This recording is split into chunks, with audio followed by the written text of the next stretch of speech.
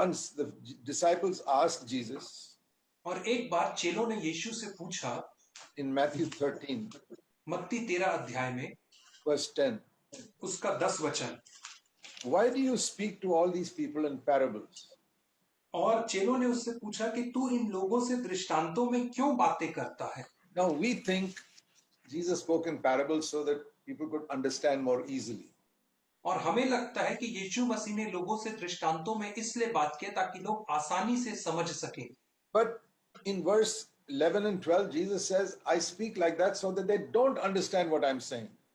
परंतु यीशु मसीह ने कहा, मैं इस रीति से इसलिए बात करता हूं ताकि यह उन बातों को जिन्हें मैं कह रहा हूं ना समझ पाए।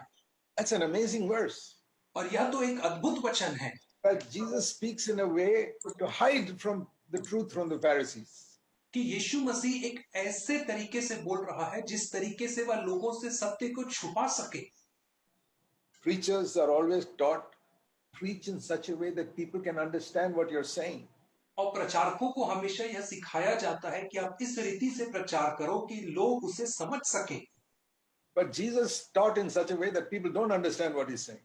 परंतु यीशु ने इस तरीके से सिखाया कि लोग उसके प्रचार को ना समझ सकें। Proud people will not understand. घमंडी लोग नहीं समझ पाएंगे। But those who are humble like little babies, they will understand. परंतु वे लोग जो छोटे बालकों के समान दीन और नम्र हैं, वे समझ पाएंगे। Is there any subject in the world which clever people will not understand, but little babies will understand? और क्या संसार में ऐसा कोई विषय है जिसे समझदार लोग नहीं समझ पाए और बालक समझ जाए? Which proud people will not understand, but humble people will understand. और जिसे घमंडी लोग ना समझ पाए परंतु दीन लोग समझ पाए। There is no subject in the world like that. और इस संसार में ऐसा कोई भी विषय नहीं पाया जाता Whether है। it's mathematics or science or history or any subject. चाहे गणित हो, विज्ञान हो, इतिहास हो या कोई भी विषय क्यों ना हो। It doesn't matter whether you're proud or humble. If you're clever, you understand it. इससे कोई फर्क नहीं पड़ता कि आप घमंडी हैं या आप नम्र हैं। यदि आपके पास दिमाग है तो आप उसे समझ जाओगे। Except one book in the world. और केवल एक पुस्तक की जो इस संसार में पाई जाती है, The Bible. Bible. You cannot understand it if you are proud. यदि आप घमंडी हैं तो आप इसे नहीं समझ पाएंगे। You will know the facts of it in your head, और आप इसके तथ्यों को अपने दिमाग में जानेंगे, but you will not understand its real message. परंतु आप उसके वास्तविक संदेश को नहीं पहचान पाएंगे। You can know about Jesus as a proud person, but you cannot know Jesus as a proud person. और एक घमंडी व्यक्ति होने के नाते आप यीशु मसीह के बारे में जान पाएंगे परंतु यीशु मसीह को नहीं जान पाएंगे। And that is why so many people do not grow spiritually even though they've been believers for 20-25 years. और यही वह कारण है कि बहुत सारे लोग आत्मिक तौर पे उन्नति नहीं कर पाते हैं यद्यपि वे बाइबल को 25 वर्षों से अध्ययन कर रहे हैं। There are people who say, I've accepted the Lord 20 years ago. और ऐसे कई लोग हैं जो कहते हैं मैंने 20 साल पहले मसीह को ग्रहण किया है। And I was filled with the Holy Spirit 15 years ago and I began to speak in tongues. और 15 साल पहले मैं पवित्र आत्मा से भरा और अन्य भाषा में बोलने लगा हूं। And they praise God in what they think is tongues.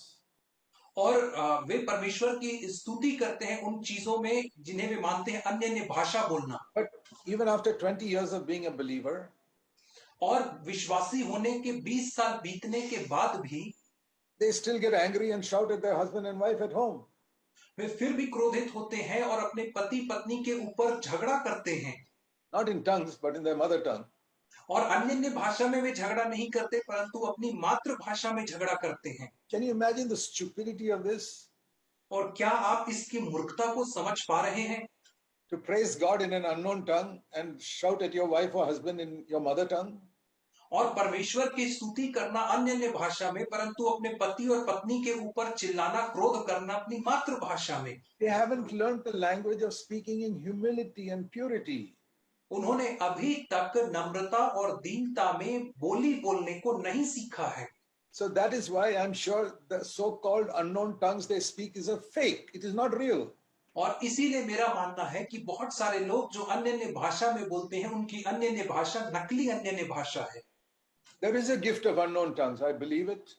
और मैं विश्वास करता हूं कि अन्य भाषा का एक वरदान है। God doesn't give it to everybody. और परमेश्वर इस वरदान को हर किसी को नहीं देता है। I know God gave it to me many years ago, और मुझे मालूम है कि परमेश्वर ने मुझे इस वरदान को बहुत वर्ष पहले दिया था, I don't use it in public like other people. और दूसरे लोगों के समान मैं इस वरदान को सार्वजनिक जगह पे इस्तेमाल नहीं Like, करता हूँ। like it says in 1 Corinthians 14, I use it only privately in my talking with God. जैसा पहला कुरिन्थी 14 अध्याय में लिखा है, मैं इस वरदान का उपयोग एकांत में गुप्त स्थान में परमेश्वर के साथ व्यक्तिगत संवाद करने में करता हूँ, I did not seek for it. परंतु मैं उसकी खोज नहीं करता हूँ। You know what I sought God for when I wanted to be filled with the Holy Spirit? आपको पता है, जब मैं पवित्र आत्मा से भरा जाना चाह रहा था तो मैंने किस बात की खोज किया? I said, Lord, I don't want unknown tongues. I want you to control my mother tongue. और मैंने कहा, प्रभु जी, मुझे अन्य भाषा नहीं चाहिए, परंतु मुझे यह वरदान दे कि तू मेरी जुबान को, मातृभाषा को नियंत्रित कर सके। I get angry. मैं क्रोधित होता हूँ, I'm proud. घमंड से भरता हूँ, I speak words that hurt people. मैं ऐसे शब्द कहता हूँ जो लोगों को चोट पहुंचाते हैं। Please give me control over my mother tongue. कृपा करके मुझे मेरी मातृभाषा के ऊपर नियंत्रण दीजिए। I prayed, I fasted, I wept, and I sought God. मैंने प्रार्थना किया, उपवास किया, रोया और परमेश्वर की खोज किया। And I said, Lord, I'll never be happy until you give me power over my mother tongue. और मैंने कहा, प्रभु जी, मैं कभी भी खुश नहीं होऊंगा जब तक तू मुझे मेरी मातृभाषा के ऊपर सामर्थ्य ना दे दे। That I never get angry. कि मैं कभी क्रोधित ना होऊंगा। That I never speak rudely to people. कि मैं कभी भी लोगों से बुरे रीति से बात नहीं करूंगा। That I never speak in pride. मैं कभी घमंड से बात नहीं करूंगा। That I will always speak more and more like Jesus Christ spoke. कि मैं हमेशा ठीक वैसे ही बातचीत करूंगा और अधिक जैसे प्रभु यीशु मसीह ने बात किया। How gently and forgiving way he spoke to the poor people. और कैसे मृदु भाषी होकर के और क्षमा के भाव से उसने लोगों से बातचीत किया। And to sinners. और पापियों से। And how strongly he spoke against people who were selling money in the temple, who were making money in the temple. और कैसी कठोरता से उसने बात किया उन लोगों से जो पैसे कमा रहे थे मंदिर में धर्म के नाम में। Lord, I want to be like that. और मैंने कहा कि प्रभु जी, मैं ऐसा ही बनना चाहता हूँ। Gentle when it comes to sinful people who are repenting. और वे लोग जो पाप से मन फिरा रहे हैं उनके लिए मैं मृदु भाषी बनना चाहता हूँ। And strong and hard to people who love money and who are trying to make money in the name of Christianity. और कठोर और निष्ठुर उन लोगों के लिए बनना चाहता हूं जो मसीहत का इस्तेमाल करते हैं पैसा बनाने के लिए। We must long to speak like Jesus spoke. हमें इस बात की लालसा करना है जैसे यीशु ने बोला वैसे ही बोलने की। We can understand that if we say, Lord, teach me humility. और हम इसे केवल तभी समझ पाएंगे जब हम प्रभु से कहेंगे कि मुझे नम्र बनना सिखा। Otherwise, you can be blind when you read the Bible. अन्यथा आप अंधे होंगे जब आप बाइबल का अध्ययन करेंगे तो। You know, it says in 2 Corinthians chapter 3. और वो कहता है दूसरा कुरिन्थी और उसके तीसरे अध्याय में that some people when they read, there is like a veil over the word of God. और वहां पे लिखा है कि कई लोग जब वचन का अध्ययन करते हैं तो एक पर्दा है जो उनके आगे पड़ा रहता है। 2 Corinthians 3:14. दूसरा कुरिन्थी 3 अध्याय उसका 14 वचन। Their minds are hardened because till this very day in the reading of the Old Testament, there's a veil over them. उनका हृदय कठोर हो गया है क्योंकि आज तक पुराना नियम पढ़ते समय उनके हृदयों पर पर्दा पड़ा रहता है। See, if I take a handkerchief like this and put it on top of the Bible, और यदि मैं एक रुमाल लेकर के ऐसा रुमाल लेकर के उसे बाइबल के ऊपर रख दूं, now I have kept it on top of the Bible. और अब मैंने इस रुमाल को अपने बाइबल के ऊपर बिछा दिया है। I can't read what's there. और अब मैं नहीं पढ़ पा रहा हूं कि बाइबल में क्या लिखा है। There's a cloth over it. क्योंकि एक कपड़ा मैंने बाइबल के ऊपर लगा दिया है। And it says here in 2 Corinthians 3:14. और यहाँ पे कहता है दूसरा कुरिन्थी 3:14 वचन में that some people when they read the Bible, it's like a cloth on top of the Bible. They can't understand what's written there. कई लोग जब बाइबल पढ़ते हैं तो वैसे ही है जैसे बाइबल में एक पर्दा पड़ा है। But when they turn to the Lord, verse 16 and 17, which is the Holy Spirit, then that cloth is taken away. परंतु जैसा हम 16 और 17 वचन में पढ़ते हैं, जब वे प्रभु की ओर फिरते हैं अर्थात पवित्र आत्मा की ओर, तो यह जो पर्दा है वह उठा लिया जाता है। You cannot understand the Bible without the Holy Spirit. और बिना पवित्र आत्मा के आप बाइबल को कतः नहीं समझ सकते हैं। Otherwise, like the Pharisees thought Jesus was the devil, you can also get some wrong understanding from the Bible. अन्यथा जैसे फरीसियों ने समझा कि यीशु मसीह शैतान है, वैसा ही आप भी वचन की कुछ गलत व्याख्या को प्राप्त कर सकते हैं। Look at the number of preachers in the world who love money.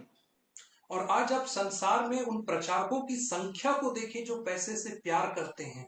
Most of the preachers in the world I have met are lovers of money. और जितने प्रचारकों से, अधिकतर प्रचारकों से मैं संसार में मिला, वे पैसे से प्यार करने वाले लोग हैं। But they say they are following Jesus. परंतु वे कहते हैं कि वे यीशु का अनुसरण कर रहे हैं। But they are always either asking for money or expecting money from the people they preach to. परंतु वे या तो हमेशा लोगों से पैसे की मांग रखते हैं या तो आशा रखते हैं उन लोगों से जिनके सामने वे प्रचार करते हैं। Do you know that you cannot understand the Bible if you love money? और क्या आप इस बात को समझते हैं कि यदि आप पैसे से प्यार करते हैं तो आप बाइबल को नहीं समझ पाएंगे। I told you you cannot understand the Bible if you are proud.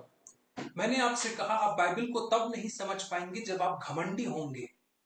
The Pharisees were proud. They thought Jesus was the devil. फरीसी लोग घमंडी थे, इसलिए उन्होंने सोचा कि यीशु मसीह शैतान है। Learn humility from Jesus. और आप यीशु मसीह से नम्रता को सीखें। Say, Lord, make me a servant of people. और कहे कि प्रभु जी मुझे लोगों का एक दास बना।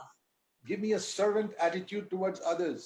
और मुझे एक सेवक का आचरण दे दूसरे लोगों के लिए, Towards everybody. हर एक लोगों के लिए, Even to evil people like Judas Iscariot. और यहां तक कि दुष्ट लोगों के समान जो यहूदा इस्करियोती जैसे हैं उनके लिए भी। I am ready to wash their feet. ताकि मैं उनके पांव धोने के लिए तत्पर रह सकूं। I will not change my convictions. और मैंने अपने जो कायरता है, जो मेरे बोध है, उन्हें नहीं बदला है। I will not think they are all more spiritual than me. और मैं ऐसा कभी नहीं सोचूंगा कि ये लोग मेरे से ज्यादा आत्मिक हैं। But I will consider them as more important than me. परंतु मैं उन्हें अपने आप से ज्यादा महत्वपूर्ण मानूंगा। I will take the place of being the last of all, the servant of all. और मैं उस स्थान को लूंगा ताकि मैं सबसे अंतिम और सबका सेवक बन पाऊं। Jesus said, when you go to a feast, take the last seat. और यीशु मसीह ने कहा कि जब आप एक भोजन में जाते हो, भोज के घर में, तो सबसे अंतिम कुर्सी में Don't seek बैठना। the front seat. Don't seek the important places. और आगे की जो महत्वपूर्ण कुर्सियां हैं उनमें मत बैठना। It's a certain attitude in your mind. यह आपके मन के एक विचित्र आचरण को दर्शाता है। Lord, I am the least important person in the world. प्रभु जी, मैं इस संसार में सबसे कम महत्वपूर्ण व्यक्ति में से एक हूं। I want to be a servant of everyone. मैं हर व्यक्ति का सेवक बनना चाहता हूं। You will know the Bible better than anybody else. तब आप बाइबल को बाकी सारे लोगों से बेहतर जान पाएंगे।